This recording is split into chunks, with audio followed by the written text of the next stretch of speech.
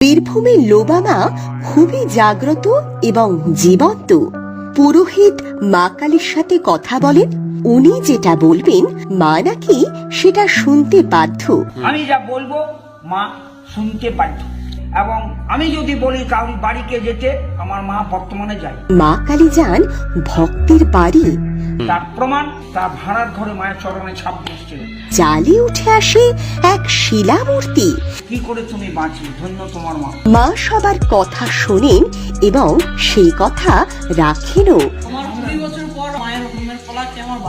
মাকে বিসর্জনের পর মায়ের ডান হাত জলের উপরে উঠে থাকে। তিনটে কালীকে একসাথে বিসর্জন করা হয়, লোবামা, বাবুপুরের মা ও বরারি মা কালী। মহাকালীর আরো এক রূপ নিয়ে আমাদের আজকের এই নতুন ভিডিও। আমরা আজ চলে এসেছি বীরভূমের লোবা মায়ের মন্দিরে। হ্যাঁ, বীরভূমের লোবামা খুবই জাগ্রত এবং জীবন্ত।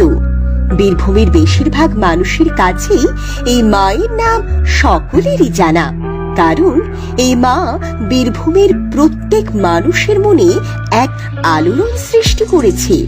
এই লোবা মায়ের প্রতিষ্ঠা করেন রামেশ্বর দণ্ডী নামে এক ব্যক্তি।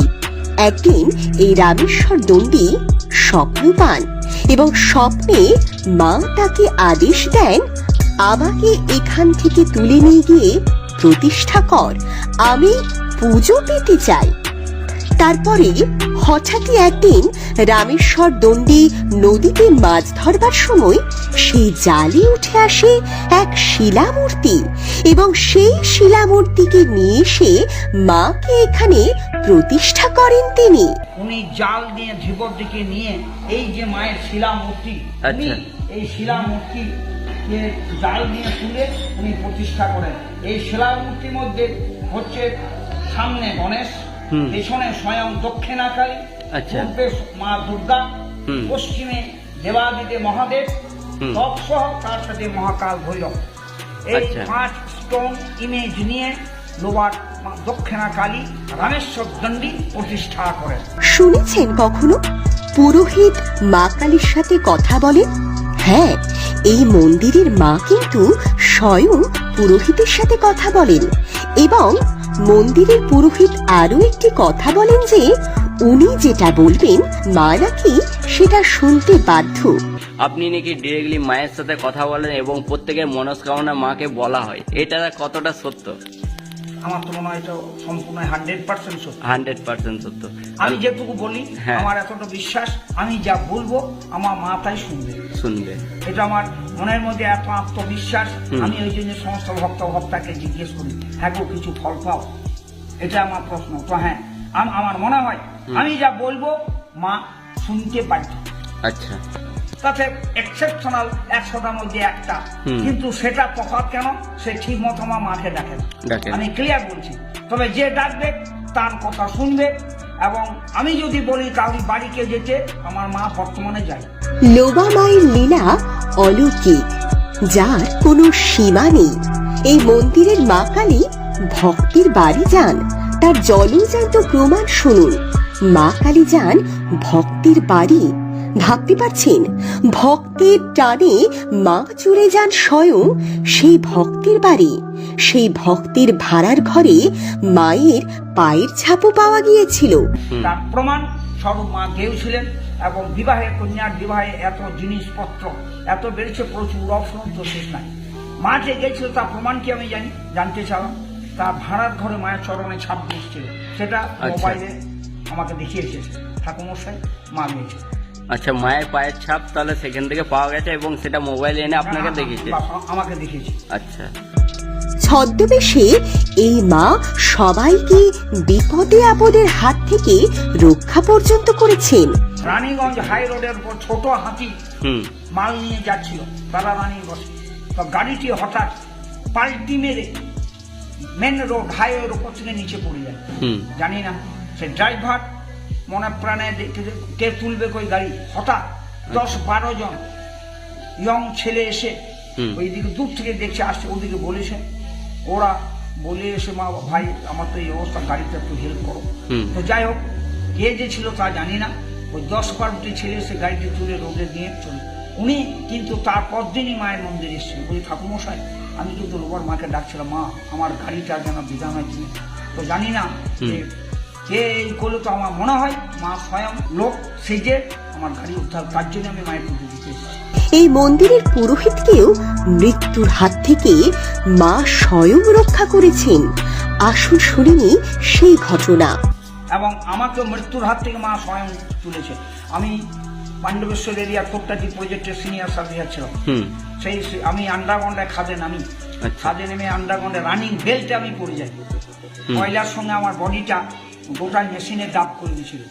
মা তো স্বয়ং হাতে ধরে বাঁচবে না, কিন্তু এক হেতু আমার এক কন্ট্রাক্টর আমার সঙ্গে ছিল, তার মেজারমেন্ট করতে গিয়েছিলাম নিয়ে। যাই হোক, ও রানিং বেল্টে যাচ্ছি, বেল্ট তো বন্ধ হচ্ছিল। মায়ের কি কৃপা, সেই কন্ট্রাক্টর সে হঠাৎ আমার পাটা ধরে হিঁচড়ে দেয়, কিন্তু পারল না। তো আমি জানছি এবার আমার জীবন শেষ। আবার সেই ছুটে ওই আন্ডারগ্রাউন্ডে এইটুকু রাস্তার মধ্যে সেকেন্ড টাইম আমার পাটা ধরে ফেলে হিঁচড়ে দেয়, আমি বেল্ট থেকে পড়ে যাই। সেই বেল্ট থেকে পড়ে গিয়ে আমার এই ডান পাটা বেল্টের নিচে রোলারে ফেসে যায়। মাইনিং স্যুটটা 2 পিস, পাটা কাটা উচিত ছিল, পা কিন্তু আমার অক্ষত, পা আমার অক্ষত। ওই আন্ডারগ্রাউন্ড অফিসে ম্যানেজার এজেন্ট আমার যে সার্ভ, তাদেরকে তো খবর কে পড়ে গেছে, কে খাদে গেছে। এবং আমার যে টেপ মেজারমেন্টের, সেই টেপটা বেল্টটা কয়লার সঙ্গে যে সিএইচপিতে পড়েছে সেটাও দেখেছি। আমি যখন উঠে আসি তখন বলছে, কি করে তুমি বাঁচলে, ধন্য তোমার মা। আমি নিজে ব্যক্তিগত আমার স্বয়ং মা আমাকে প্রাণ দিয়ে নিয়ে এসেছি, আমি বিশ্বাস করি। এইবার আপনাদের দেখাবো মায়ের সেই ভাড়ার ঘর এবং বিসর্জনের সময় মা একমাত্র এই জায়গায় নামেন। এই হলো সেই জায়গা, দেখতে পাচ্ছেন এই জায়গা। এই ভাড়ার বাড়ির ভেতরে রয়েছে প্রত্যেক বছরের চাঁদমালা এবং চামর। এরপর আপনাদের দেখাবো সেই ব্যক্তিকে, যে ব্যক্তি এই জাগ্রত লোবা মায়ের মূর্তি তৈরি করেন। হ্যাঁ, এই যে দেখছেন, ইনি হলেন সেই ব্যক্তি। এই যে দেখতে পাচ্ছেন হিংলো নদী, এই হিংলো নদীতেই মাকে পেয়েছিলেন রামেশ্বর দণ্ডী। হ্যাঁ, এই হিংলো নদীতেই রামেশ্বর দণ্ডী মাছ ধরবার সময় জালের মধ্যে পান শিলামূর্তিটি, এবং মায়ের সেই শিলামূর্তিটিকে তিনি এখান থেকে নিয়ে গিয়ে প্রতিষ্ঠা করেন মন্দিরে। তাই তো মায়ের নামের সঙ্গে সাদৃশ্য রেখে এই জায়গাটিকে বলা হয় কালীদহ।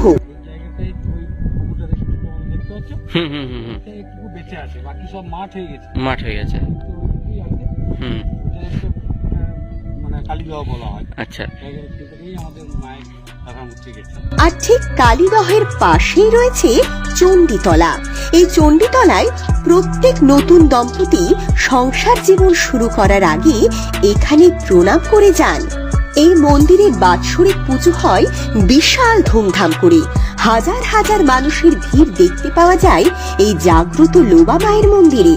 বাৎসরিক পুজো ছাড়াও এই মন্দিরে প্রত্যেক অমাবস্যাতে এবং শনি ও মঙ্গলবার করে প্রচুর মানুষের ভিড় লক্ষ্য করা যায়। এবং এই মায়ের কাছে যারাই একবার আসে তাদের কিন্তু বারবার আসতে ইচ্ছে করে, যেন মা তার ভক্তকে হাতছানি দিয়ে বারবার নিজের কাছে ডাকে। আমার 20 বছর পর আমার এই মায়ের পুজো করে বা মায়ের হুকুমের ফলাতে আমার বাচ্চা হয়। আমার বিয়ের 20 বছর পর বাচ্চা হয়। তাহলে মনস্কামনা পূর্ণ হয়েছে আপনাদের। অবশ্যই। আমি সেই থেকে। আপনারা কোথা থেকে আসছেন? আচ্ছা, আমরা মাকে ডাকছি। হ্যাঁ, এবার মা কিভাবে ডাকতে পারছি সেটা তো মাই জানে, আমরা তো বলতে পারবো না। যদি পাই তাহলে মায়ের কাছে আবার অবশ্যই। মা সবার কথা শোনেন এবং সেই কথা রাখেনও, তাই তো মা এখানে এতটাই জীবন্ত এবং জাগ্রত। বীরভূমের লোবা মাকে ঘিরে রয়েছে নানা রকম রহস্যজনক কাহিনী এবং অলৌকিক লীলা। এইরকম আরো একটি অলৌকিক লীলা কিন্তু এখানে ঘটে থাকে। শুনেছেন কখনো মাকে বিসর্জনের পর মায়ের ডান হাত জলের উপরে উঠে থাকে? হ্যাঁ, বিসর্জনের পরও সমস্ত বিগ্রহ জলের তলায় ডুবে গেলেও মায়ের ডান হাত কিন্তু জলের ওপরেই উঠে থাকে। অনেকেই মনে করেন মা যেন তার ডান হাত দিয়ে সকল ভক্তদের আশীর্বাদ করেন। তাই তো এই পুকুরের জল মাথায় নিয়ে সবাই পূর্ণতা লাভ করে। এই মন্দিরের 3টে কালীকে একসাথে বিসর্জন করা হয়, লোবা মা, বাবুপুরের মা ও বরারি মা কালী। এই মন্দির থেকে কিছুটা দূরত্বে রয়েছে জোপলাইয়ের কালী মন্দির। এই মন্দিরেও মা স্বয়ং বিরাজমান। তাই তো মাকে এখানে সবাই মন প্রাণ দিয়ে পুজো করেন। আর মা কাউকে ফেরান না, মা সকলের মনোবাঞ্ছায় পূর্ণ করেন। সমস্ত ভিডিও জুড়ে আমরা শুনলাম বীরভূমের লোবা মায়ের নানা রকম লীলা কাহিনী এবং অলৌকিক ঘটনা। এইসব শুনে আপনাদের নিশ্চয়ই আসতে ইচ্ছে করছে মায়ের দর্শন পেতে। তারও খুব সহজ উপায় রয়েছে। সবশেষে বলি এই মন্দিরে আসবেন কিভাবে।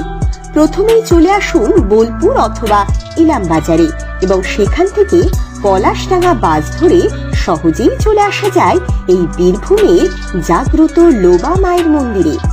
আজকের এই ভিডিও কেমন লাগলো সেটা কিন্তু অবশ্যই আমাদের কমেন্ট করে জানান এবং ভিডিওটি ভালো লাগলে বেশি বেশি করে শেয়ার করতে ভুলবেন না। এই ধরনের ভিডিও দেখার জন্য অবশ্যই আমাদের চ্যানেলটিকে সাবস্ক্রাইব করুন। দেখা হবে পরবর্তী একটা নতুন ভিডিও নিয়ে। ভালো থাকবেন।